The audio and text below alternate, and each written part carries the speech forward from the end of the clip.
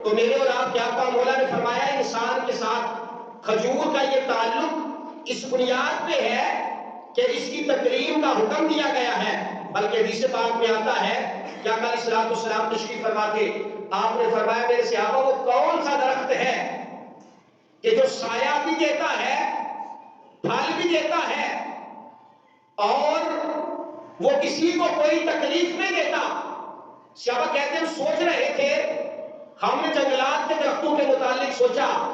حضرت عبداللہ بن عمر رضی اللہ تعالیٰ عنہ کہتے ہیں کہ میرے دل میں خیال آیا کہ میں عرض کروں حضور وہ فلاں درخت ہے۔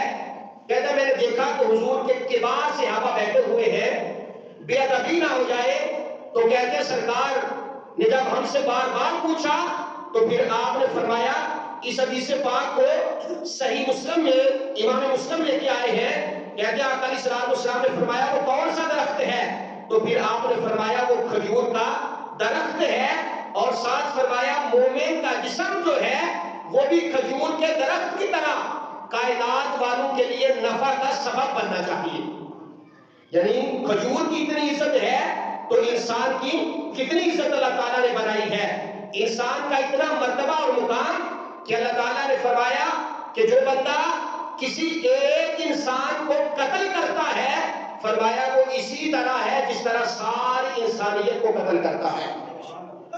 یہاں مومن کی بات نہیں، مسلمان کی بات نہیں، باقی جو اولو العزم اور بڑے مرتبے والے لوگ ہیں ان کی بات نہیں۔ فرمایا جو کسی ایک انسان کو قتل کرتا ہے وہ اسی طرح ہے جس طرح ساری انسانیت کا قتل کرنے والا ہے، اور فرمایا جو ایک جان کو بچاتا ہے، فرمایا وہ اسی طرح ہے جس نے اس نے ساری انسانیت کو بچایا ہے۔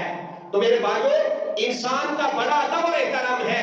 ہمارے ساتھ والے ہمسایہ ملک میں صرف چند لوگ ہیں جو اپنا نام رکھ سکتے ہیں، کتاب کی تلاوت کر سکتے ہیں، بہت سارے لوگ ایسے ہیں کہ جنہیں کوئی مرتبہ اور مقام حاصل نہیں ہے، لیکن اسلام ایسا دین ہے، ایسا مذہب ہے کہ یہ ہر کسی کو اس کے حقوق اس کی تحدیث پہ دیتا ہے، اگرچہ وہ کفار اور مشرکین ہی کیوں نہ ہو۔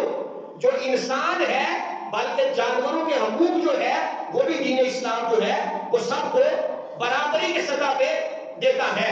میرے بھائیو، انسان کا ادب اور احترام کرنے کا اللہ نے حکم ارشاد فرمایا ہے۔ مسلمان ہونا تو بڑی بات ہے، اور پھر آگے مرتبے اور مقام حاصل کرنا بڑی بات ہے۔ آپ نے فرمایا انسان کا احترام کرنا یہ بہت ضروری ہے۔